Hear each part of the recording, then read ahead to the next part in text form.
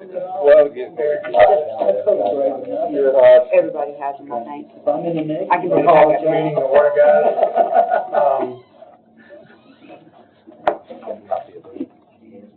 Terry, would you mind opening this up there? Would you open us up in prayer, please? Dear Lord, thank you for this day. Thank you for all the blessings that you have bestowed upon us. Keep us safe, dear Lord. Be with those who have lost loved ones. Be with those who are sick. Dear Lord, bless this great country and this great county. Amen. Amen. Thank you. Everybody sure? Okay. I'd like to entertain a motion to approve the agenda. So moved. Second. All those in favor say aye. The approval of the minutes, I have one thing to add to that as a change, and I want to ask if it's correct. You were here at the last meeting of this in February, right? You were just late. Yes. So it's written on there that James was here with absent in the meeting. You could scratch the whole correct it. No, you were. No, you You were just late to the meeting, so that's probably why she wrote it down that way, and I just want to get that corrected for the record. Was there any other changes or anything else that needed to be done? Now, Move to approve those corrections. Second. All those in favor say aye. Aye. All right, with that approval of the correct, you said with approval of the correction, right? Yes. Okay, great. Now we'll open this up for public recognition, and the only person on here is Mike McClark. Mike McClark, 102 Teoga Trail, Hendersonville. I know at 90 degrees, this is probably not the time to be talking about this, but I will anyway, because I hadn't been able to get to a meeting since we had bad weather. Back during the winter, Mr. Ellis's department, I thought, did a great job. They kept the streets to the roads clean, and I just wanted you to know I appreciate everything you've done, especially over around Hunter with all the signage and everything that you've done. It's made it a lot safer. And with the sheriff helping out with getting the traffic off done. Proud of you. Thank you very much. Appreciate it.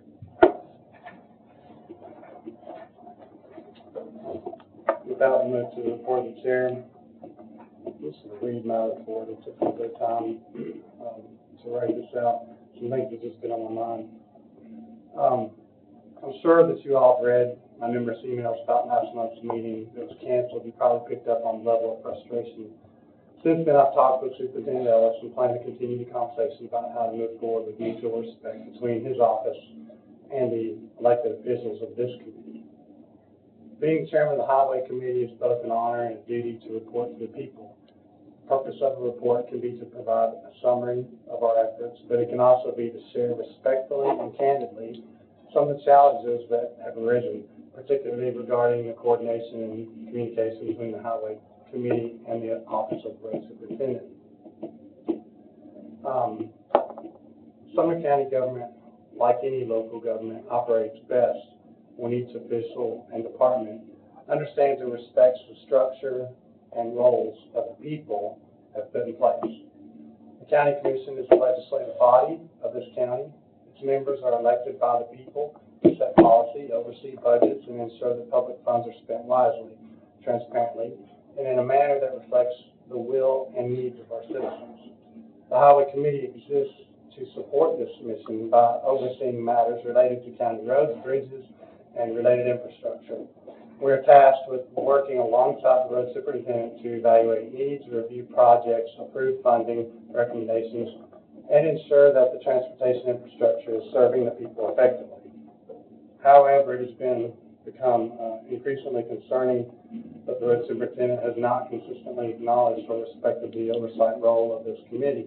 Specifically, when I, as chairman, have formally requested that items be placed on the meeting agenda, items of clear public and administrative importance, those requests have been ignored or dismissed. This is a breakdown in the basic expectations of cooperation and transparency that must exist between the department and the people's representatives for good governance to occur.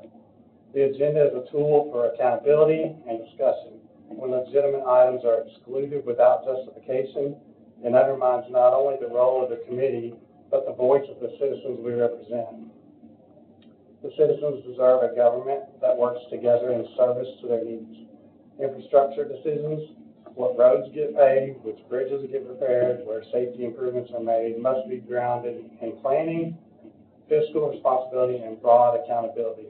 That process must involve not only the expertise of the highway department, which does a fine job, but the oversight and input of the elected county commissioners. This committee has consistently worked in good faith to fulfill our responsibility. We've spoken with constituents, recognized needs, and advocated for improvements that reflect the real needs of the communities we serve. We will continue to do that. We will continue to insist that all county officials operate in accordance with the roles that the people have assigned them. Our goal is not conflict, but cooperation. I want a healthy, functional, working relationship with the highway department and the road superintendent's office. One that is built on mutual respect and shared responsibility. For the good of Sumner County, we should continue to push for more effective communication and the proper involvement of elected commissioners. The mayor talks to people. The road superintendent talks to people. And every commissioner talks to people. All of our points have some level of validity and should be considered. That's what this committee is for. Remember, we were all elected, and we are all here to serve the citizens of Sumner County. On a separate note, I'd like to address an issue that has been brought forth by a citizen. It seems there is some unclear language on the county website regarding brush, limb, and debris removal, particularly the amount that is allowable. I'm sure citizens that live in the unincorporated areas appreciate Mr. Ellis bringing back the debris removal as a courtesy, but there is no amount stated as to what is allowable. There is a particular instance where there was an extreme amount of tree damage on several properties. The person coordinated with the highway department about where to place the debris for pickup and followed all the rules, and then made the phone call that was ready for pickup.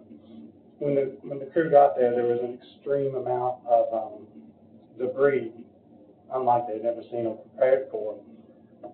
There's some disagreement on whether or not this was fulfilling the policy that was put on the county website, in particular because the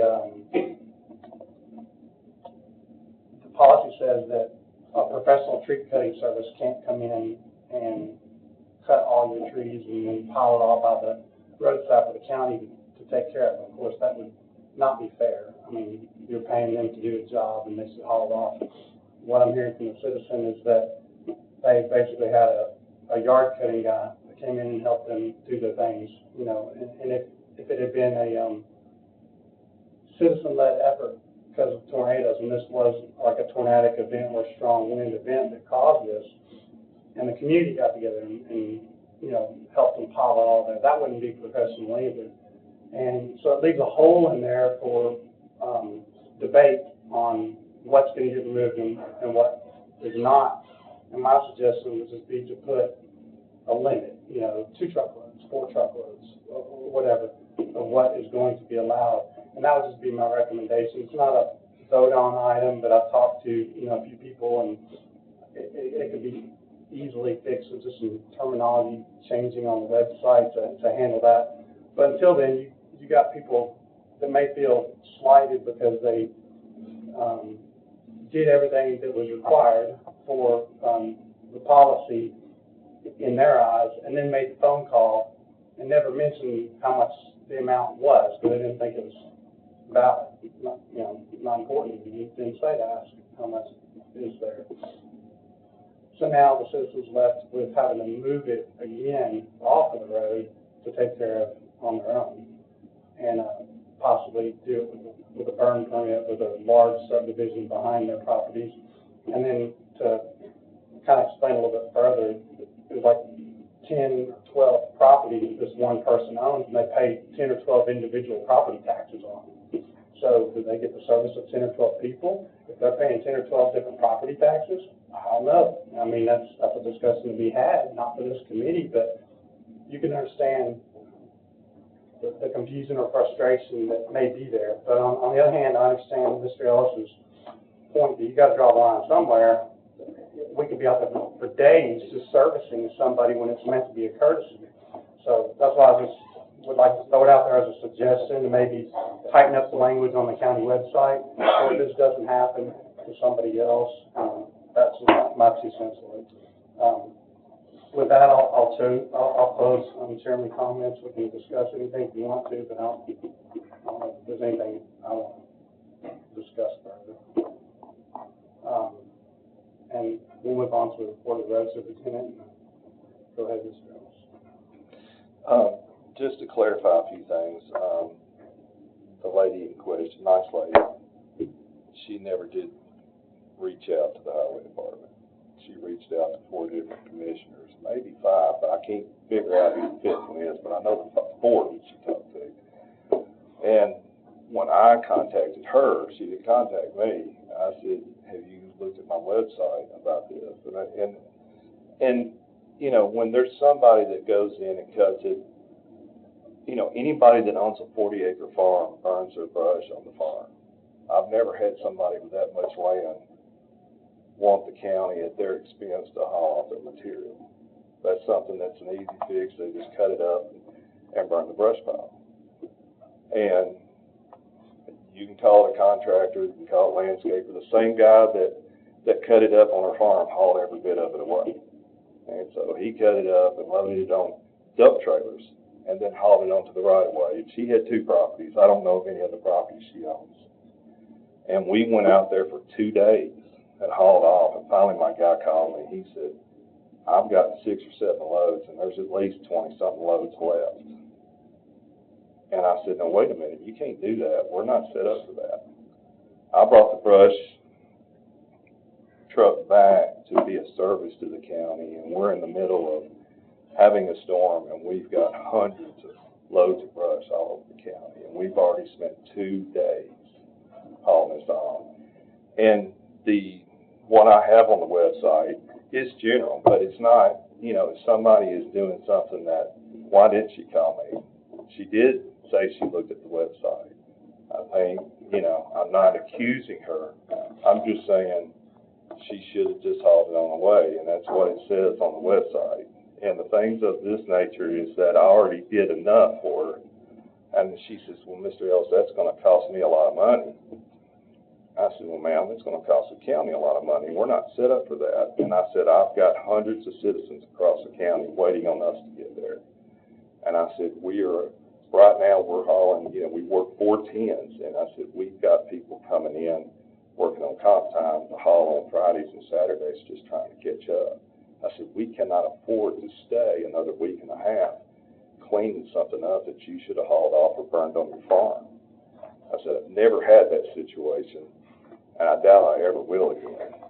And so I told her to have a nice day, and I understood. I said, I know this is not information that you're appreciative of. You probably don't like me much right now, but it's something that I have to keep the truck going. You know, we have literally probably, it's a big truck. It takes several pickups to fill it up. You know, we usually when we go out, it's a partial load here. It takes 4 or 5 stops to fill it up. And it took 2 days to haul out 6 full loads. So it was a situation that I'm the kind of guy that likes to take care of everybody, and I felt like I was more than fair, but I think there was a reason why she didn't call us and ask to do it to begin with. And I hate that the verbiage on the website, yeah, could it be tidied up, but it's something that if somebody was trying to do something extreme, no, it's not built for that. But I've hauled off, we've probably hauled out 3,000 or 4,000 loads since I've been in office. And that's a good thing, right? That wasn't happening before. And we brought that back, and I'm proud of that. But it's something that, it's a situation where the neighbors were upset about it. They felt like the line was crossed, and they felt like that was taking advantage of the county as well. So, Well, we do know that was a special event. I mean, it wasn't like they decided to go cut trees. They had damage they had to pick up and do something with. And how did you guys know to go out there? So how did you even know that was there? Commissioner Shove called me, and Commissioner Ben Harris called me, and asked me, so they had a constituent that had some brush, which that's a normal situation sometimes. Somebody don't know who to call, right? And we went out there, and it was very lengthy. One whole road was full on one side and turned up the other side. And she owned that property or two right there where it was all in the right of way. So.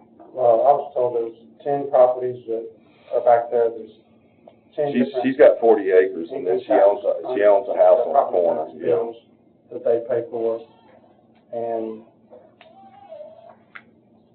you know, and here's the thing, it's pretty easy to understand. If you hire somebody to cut it and load it and haul it on a dump trailer to haul it off, and then they haul it out of the estate and then dump it on our right of way, that's taking advantage of the county.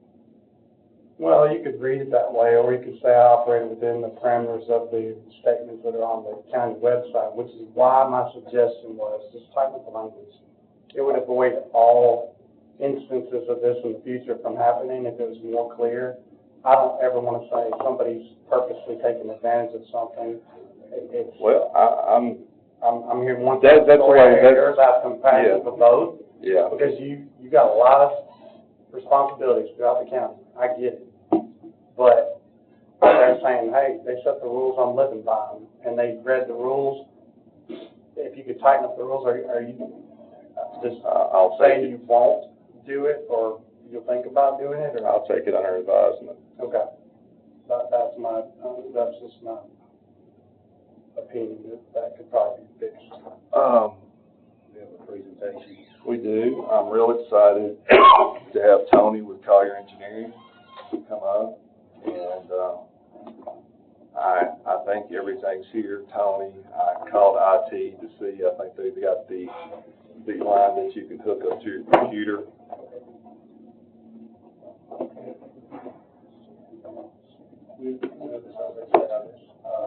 Where do you want to operate from? You can sit in that seat and pull that one. I can pull this cord to you. Take a sit down on that.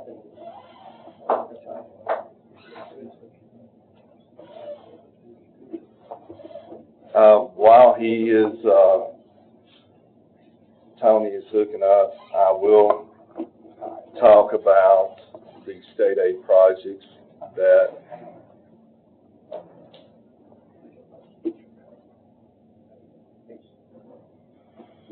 Tim, while Tony's hooking up, we will talk, the next item was the state aid projects. I wanted to let y'all know. We are starting this coming week on our first state aid project this year. It's Bug Hollow Road. It's 4.25 miles, and we'll be starting on it probably in a couple of days to overlay, and that's going from Highway 25 to Scotty Parker Road. Now, I'm real excited. That was a really bad road. We've done a lot of repairs on it. And of course, we're set up with the state aid to get 98 cents on the dollar. I've just got to do a good job, go in there and get the key joints done and get it paved and striped. So the next state aid road will be Dink Road, 0.79 miles, and it goes from Halltown to Highway 76. It's considered a state aid road as well. And so we're going to get both of those jobs completed before July 1st. And then after July 1st, we'll be working on Corinth Road and South Tunnel Road, which is almost 6 miles of state aid road. And the funding for that is set up much the same way. And we have crews working on Corinth, doing some work. Dink Rut is almost done, and we've already took out all the culverts on South Tunnel Road and replaced them, and they're in good shape now. But that will be after July 1st. Tony, are you? That's too clean of a. I think it's HD4. some of the potholes that used to be on I-24, I know.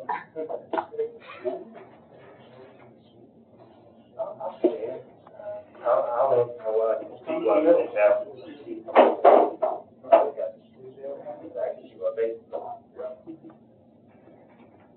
Afternoon, Commission. Mr. Ellis asked me to come here and kind of talk to you about what this is. There was a discussion on it in the last meeting as part of the SS4A and then the PCI. So this is the PCI portion. So we wanted to show you guys what this information does, how you can use it, and how the county can benefit from it. Also answer some of the questions that were lingering from the last meeting, and just give you guys the information that you're looking for. So this is an example data set from, I'll say this is DeKalb County. So the process is we drove through all of the county, every county maintained road, and gathered the information. Now the gathering of the information is using LiDAR scanning and 360 cameras and multiple 2D cameras on the front and the rear to assess the roadway condition, and then running it through AI to get the overall condition of the roadway. So in that process, we're able to let them know the condition of the roads, and how this helps them is obviously with budgeting is the big ticket of being able to figure out what they need to spend on roads, where they're at. If they're spending X amount of dollars now, what is it going to do over a span of time? So on this is just the roads. Now there's a lot of extra additional bells and whistles that we can just kind of show real quick that come along with it. We can dive in and see different severities. So this is just low severity issues along the roadway. This is just connected to my phone, so we'll let it kind of hold in. How's it differentiating between county roads and other roads? So we upload the data set through shapefiles, the GIS. So all this information, every bit of this data can be put into your own GIS as well. However you want to manage it, store it, it's your data. Once we collect it, we can pass it off to you. You don't even have to use the software. You can use whatever software you decide. We just find with this software, it's the easiest, most user-friendly. We're able to educate the staff on how to make updates. And Collier, we could walk away, teach your staff on how to use it, and you don't need us anymore. So I didn't really mean like technicalities of how, but like, if right now I see all the roads on there, Correct. and so these are state roads, like, you have a filter, but you would just look at how that county on, okay. So, yes, and then what I was trying to pull in are these most very different So you fractions. can filter all the way down to different grades, okay. Yes. So, and you can even, so that's showing just overall. So the overall condition is based on this one here, which is the detailed. Now you can see like it's showing each spot. So along the road, you might have some that ranges based on the ledge on the right-hand side, but that's just the overall condition of the road. So it just takes it as an average. Looks like it's loading and stuff. But now it's starting to load in. Like I said, just working on my phone. While it's loading, but I'm just asking another question. That was one road, multiple colors all the way down the road, so it's showing the different severities throughout the road. How do you know whether to repair the road or replace the road? How do you, So does the superintendent make that decision on which course, because there's a lot of bad with a lot of these. correct. So there's a couple on this.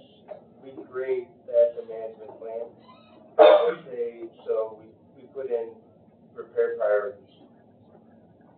So if this is, it's based on crack seal, based on condition, based on surface type. From there, you go into your decision-making tree. We want to base it on, so for this example, these are the factors that we're basing it on, and how much we weighted. PCI, functional class, area, and addresses. Functional class is, what does the road do? Is it just service the local resident road? Is it a major minor collector? Or addresses? The reason why we brought in addresses is this affects a lot of the counties. you can have a 5-mile stretch of road with 3 houses on it, and then have a 5-mile stretch of road that has 20 houses on it. The one that has 3 houses might be a little worse than PCI, but the one to the other side, you might want to fix first because the level of serviceability. More vehicles travel this road, so it's going to wear faster, it's going to go down quicker than the one left. That's why we add an address. But altogether, we put together what's called the decision-making tree. So we tell this system to look for this PCI range, and anything within this PCI range, this surface type, recommend this fix, and in what years to recommend, and to proceed from there. So that's how it goes. It's based on that, it's based on the average of the road. So where you saw one road would just be green, or just all yellow, just all orange, but then you also saw the breakdown on where the sections. That's where it can help Mr. Ellis say, okay, this road overall is good, but there's sections here that are poor. Maybe we go out and just do point repairs to make the road a little bit better until the whole road really needs to be done. Because it doesn't make sense. Most people wouldn't like to see half the road get done, brand new pavement, and the other half not. But if the other half of the road has another 10 years of life on it, do you want to spend the money to rip it up and replace it? Instead, come back, do the half, do point repairs, just to bring it up to give it a little bit more comfort and time until the whole road needs to be done. Yes, sir. I noticed on the first one, that first image you had, there were several breaks. Was that just a loading issue, like the very, very first one? The pavement maintenance one? Click on that one, the other way. Well, maybe both does that, you're right. Yes, it's just a loading issue. There's no. Well, like pull back, so, like look over here to the left. Okay, right there, to the 53. Yes. What kind of shape? So like, this is the, here's, so is there some reason that like the county? That's the county map. So, Like, I know, you know what I mean, like, Yes. why is there a road, you know, why one section of it may be county and the city's taking over? it could be incorporated, unincorporated. I understand, so like this little bitty dot, It could be, spot, where it goes in and out? it could be private, it could be a section that then goes to, unpaved road, and with the county, it could be multiple regions. Perhaps more rural. I just didn't know if that was, you know, I understand that issue, but just, that seems like an odd.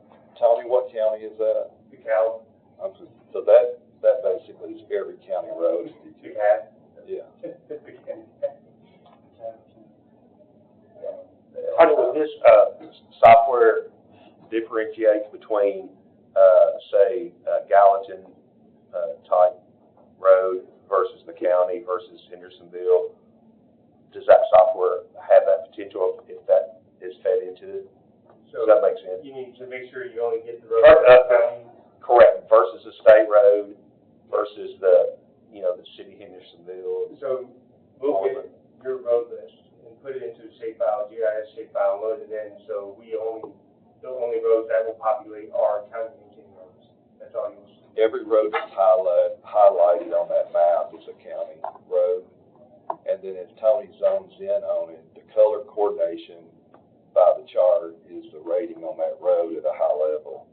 Of course, he can zone in on it and click on that road.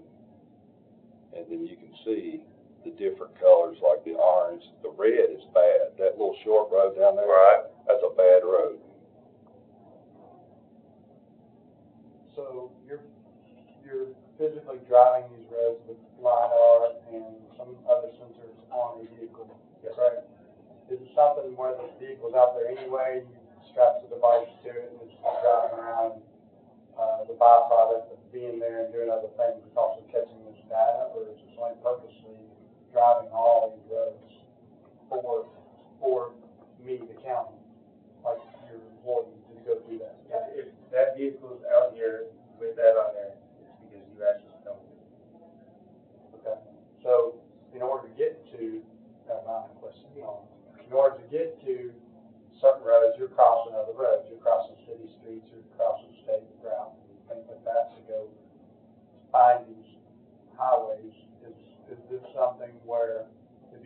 beneficial to partner with any cities within our county that want to get those mapped as well, or is there not much of value added by doing that because you're going to charge them that much more, even though you're already driving these roads?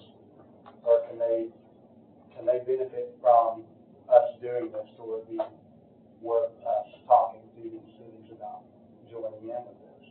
It seems like you're already going to be out there driving across these roads, a lot of them, going from city to city, getting all the county roads in between. That could be a discussion we had. I will say with this, Mr. Ellis is going, applying for the SS40 grant, and this is part of it. So you're already only paying 20% of the cost of this, which this would, rough numbers, probably cost $320. You're only doing $64,000. $320,000. And the thing is, state aid, we can get some money from the state aid, because 15 to 20% of our roads are state aid. I've already talked to the state, and that portion, it would be okay to use some, the state aid monies for this. So that would even take down our percentage. Is that a one-time expense or recurring cost? How much is it annually? Or So that's one time you'll have all this at one time. Now, how long is that information last? the information itself will last forever, but how good it would be, I would say 5 years is about when you want to run it again. It gives you, lets you know that 5-year information, it starts putting together historical data for your roads. Not all roads wear the same. Traffic affects the road condition, weather, depending on how it hits by the sun. There's a lot of variables. There's a deterioration curve for asphalt, but that's just kind of a general. This will tell you exactly, you start building that historical data to really know your road's life cycles and be able to make well-informed decisions. But it is something we would have to budget for, whether it be 5 years, 6 years, 10 years, whatever, however often we do the cycling of it, it will be something we budget for. That's the way that it goes, mapping our roads. Okay, so I have two questions. I like technology, but just speaking, I'm just trying to figure out how it's going to keep us fiscally conservative, because I can see this being a wide open situation. So what I'm curious about is, if you say every 5 years, okay, so do you have the ability in the county, if they hand it over to the county, for us to go in without an extra expense in the case of a winter ice storm like we had not that long ago, or a flood, where your road literally, like we had roads that went off in the fields, like those all payments. You were updated in real time as Are you able to go in and say, okay, from this area to this area it's gone, and Mr. Ellis can update that, or whomever? like the data became So that's something we pay you to do. I would say if you, there's a couple layers to answer your question. So I'll start with the beginning. That you're kind of addressing you're getting very granular in the data. I personally wouldn't put a road getting washed out into this, because I imagine you're going to be fixing it. So you're going to take the time to say this section's gone, when 3 weeks later, okay, it's back, and change it back. So that's one I want to do. Two, that's a good answer. Like what I understand what you're saying about that. Like the next question I was going to have is that, but let's keep on.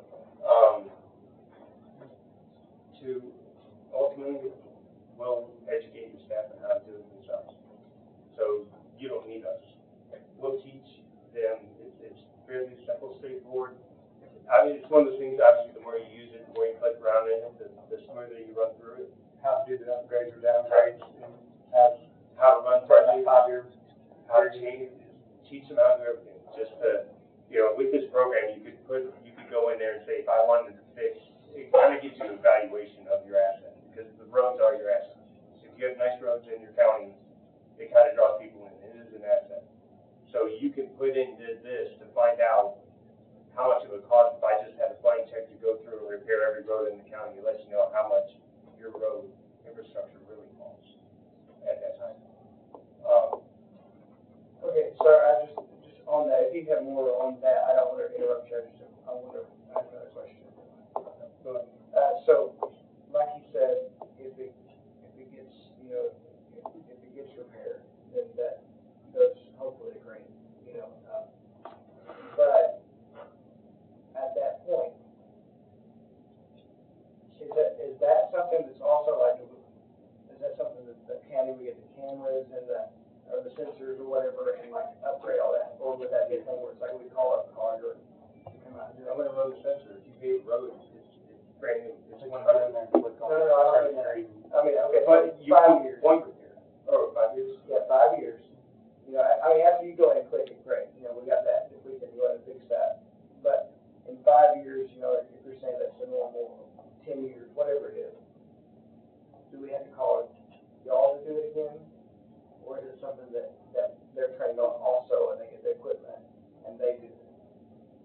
And that's, those are both options that we can work with. There, it comes, we're There's both, we're projected, if we can get the weather and it quit raining, golly, it's rained for 4 months, right?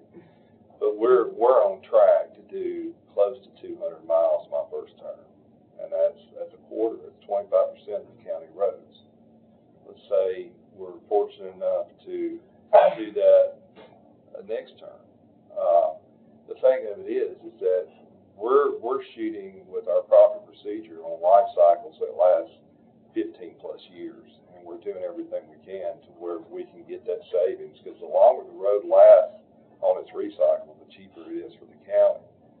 So I don't ever see a situation where in the next 5 plus years we do all 800 miles of road. It may be something that 6, 7 years down the road, I have them do a section to update, because there's a section that it's where it's went from, say, a 60 percentile road to a 30. And that might be even something I can go in and update, because I'm riding roads as well. And so from our standpoint, while we're paving roads, it's an easy update. I'm turning them green because they just got paved and they're a good road. And Jamie, you made a good point about, you know, the roads that got washed out. We had 6 of them washed out. It looked like the Lord just took the road and set it over in a cornfield, right? Well, they got fixed the next week. Yeah. And so it was no updating on nothing. It was a have-to case. We had to go in and fix it. That makes sense. So, sorry. I was going to answer your question a little bit more than what he said. So as they get trained up on the system and they're paving roads, going in the office, turn them green, or doing it on the phone, whatever, turn them green, they're actively updating the system to where hopefully you don't ever have to do another LiDAR scan of all the roads. But if it ever got to the point where they got behind, they're like, okay, it's gotten way out of hand, we didn't have time to do anything with this catastrophic event, we need to reevaluate, it's been 10 years, then you would probably go start over square one, but hopefully they keep up with it. And they update all the colors and yeah. Okay. Because I remember one time when I was a teenager, I went in and I got the only time I ever paid for my brakes to get replaced. I didn't do it the rest of the time, but I went in to get a brake job, and it was like the guy ended up selling me a swimming pool or trying to, you know, basically. And so I just want to make sure that we're super, super cautious, because we won't always be, I'll get voted out, all of us will get voted out or not run again. And there will be another commission in, and it will be at the will of the people that vote for them. But if they're left with this, I want to make sure it's not something that brings more of a, oh, we got, look how red this road is. You know what I mean? And it's like you said, there are 1 or 2 houses, but, you know, I can just see that being used against the taxpayer eventually. And I'm worried about that, like, it's inside, like, worried about that. I love the safety picture. I love the ability. I think Mr. Ellis has done a tremendous job, like, maybe best superintendent ever, you know, on quality of road. I love it. I've heard great things. But I'm just saying, I don't want to ever forget that this is not me changing the brick color of my house. This is somebody else's money. And I'm really, really cautious on that, because it just seems like that, yes, this is a state aid situation. I mean, this is a situation where there's a grant or a fund for it, where we get it for less. But then I get worried. I mean, you may could answer this, but like, how many other people provide the service? What happens if you go out of business? What happens to even legally do it without like a 3-bid, or a multiple bid process? Like, I just think We're buying the software, we're buying the whole package. I understand, but are we able to do that as a government entity without there going up for open bid? I don't know what's legal, you know, and you can help me with all that, but there's a lot of questions there. So the way that plan structure to get to it is through the safety action plan. So once, you know, Mr. Elsa applied, should he get awarded, it does have to go out to bid, or it has to go for RFP, you have to put it out. So others are going to have opportunities to bid on it, you know. So you'll receive our information as far as, hey, we're interested in this solicitation to work with Sumner County on this action plan. This is structured to be this is the supplemental part of an action plan. So are you guys familiar with the SS4A? Okay, so you understand the supplemental, the demonstration, all the different grants that come into it. So we're doing a 2-in-1 to where we're requesting funds for the action plan itself, and then also funding for this, because not only do you get PCI, you also get signs, you get striping, and you get guardrail. It's just not on this demonstration, but you'll know where every sign is, condition of the sign. You know all your striping and the condition of the striping, as far as the retroreflectivity. And the guardrail, you know every section where it's at, and we're able to look at the entry into the safety. So all of that feeds in and then supports the action plan. So it provides additional data. So there'll be a section in that action plan that has to reference this data being collected, how it supports the action plan and what it does. So that's kind of, so all of this is being bundled into one package. So it will go out for bid. It does have to be approved and, you know, whatever consultants, but we've done, I think, I manage them all. I manage the action plan, I manage this, and what I do. And we're on our second one now. So, you know, we've had these conversations with many because it's questions and it seems like, you know, it seems like a lot of money at the start and at the front end, but when you look at it, if you take these two put together, you're looking, you know, like I said, it's 320 on a PCI and all that data, including the guardrail signs and everything. Action plan is 175. You know, you're almost at $600,000 is the actual cost of it, and you're able to do it for 120. Okay, so that's very helpful. So if you've done 10-ish, you know, what are the top 3 questions that I need to ask that I don't know I'm supposed to ask, that are like not just to sell me on it, but that's going to sell them on it? What are the ones that they're like, man, well, he didn't know to ask that, you know, but that would actually make a movement for the people that understand what's going on in the open. So, like, in support of that. What are reasons not to get it? I guess is what it asks, and what are reasons to get it? Give me your, he's only here to tell us about. I know, but for me to be a happy spender of the people's money, I want to make sure that we, you know, just for my vote, that's what I know, that's what I'd like to know. Why not? Why would I not? I cannot think of a reason not to do it. And this is why, because it's centered around safety. If everything is about safety, how can I stand here and say, hey, I want to do it, even though the whole main purpose, driving factor of this is safety, reducing accidents. That is the main goal of this SS4A, getting the supplemental data. Being able to use it, how Mr. Ellis can use it, is like an added bonus, but it's safety driven to get data to make Sumner County roads safe. So I can't think of an argument against something that is safety driven. Yeah. I want to see more if you don't want to, so I understand the basics of how it works and what it's picking up, but if there's anything key that we haven't seen, we need to see, please.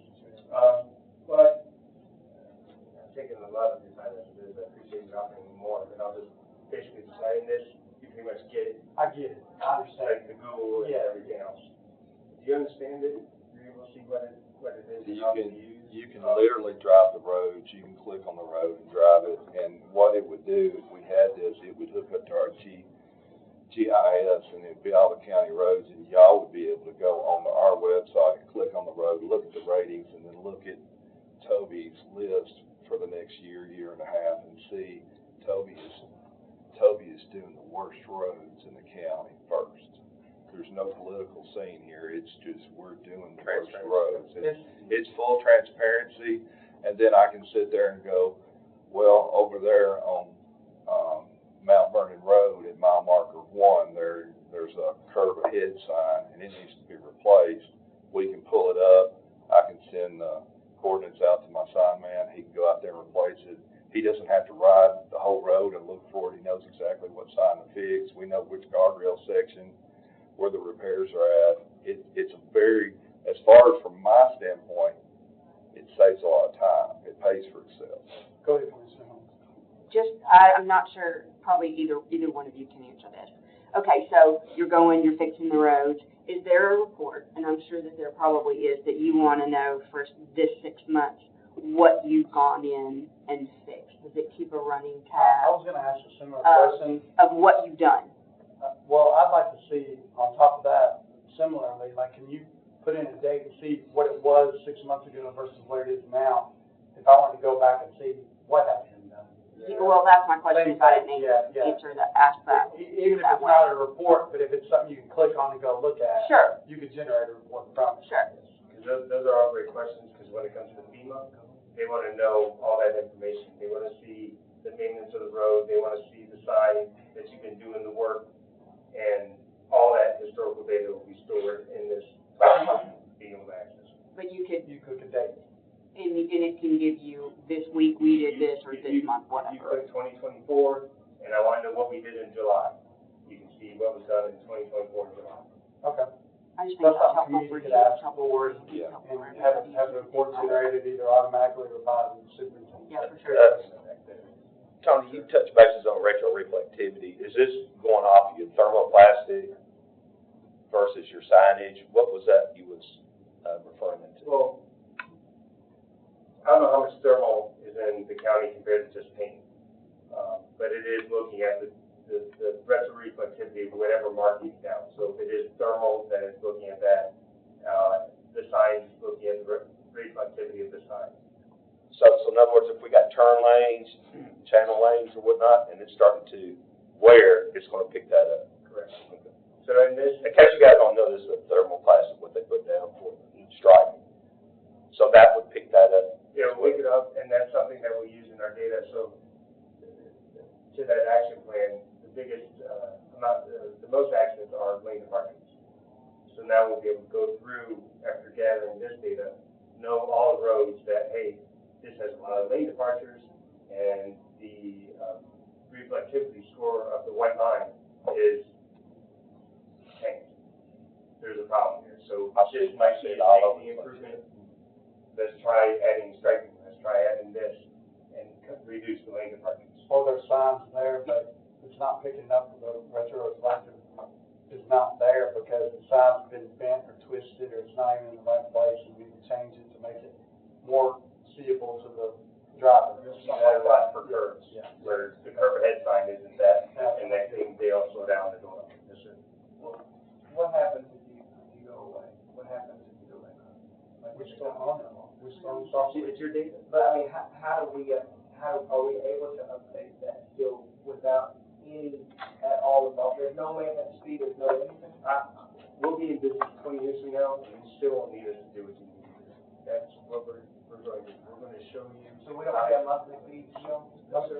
Explain it like this, just to make them learn. Like, you get Microsoft and you get Excel packages. Now, I can do everything I want with Excel. I can manipulate that, I can filter and sort data. I can do it forever. Upgrades may come along. You may never have to upgrade or something, but you still got what you bought, and it doesn't expire. You can use that Excel as long as you want to use it. As long as he's doing the updates, you don't need the guy in the truck and the LiDAR anymore. That's just an option for the future. That was one of my big worries. Yeah, at the beginning, but I understand how it is now. I get it. Guys, do we have any more questions from the table? Do you have any more things you want to show us that would help us to understand it more than what we get right now? I Think we understand? Good understanding of what it is. And I might have one question. Fog seal. Can you explain that to me? Oh, yeah, I've never heard that one. Fog seal. So fog seal is a preventative maintenance. As we're putting together your repair as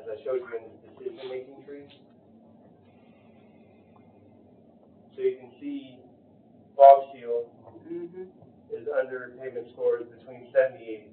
What we're saying at that point is that is the best time to go fog seal your road, and that will bring the PCI up and extend the life of the road. It's basically conditioner. Think of conditioner.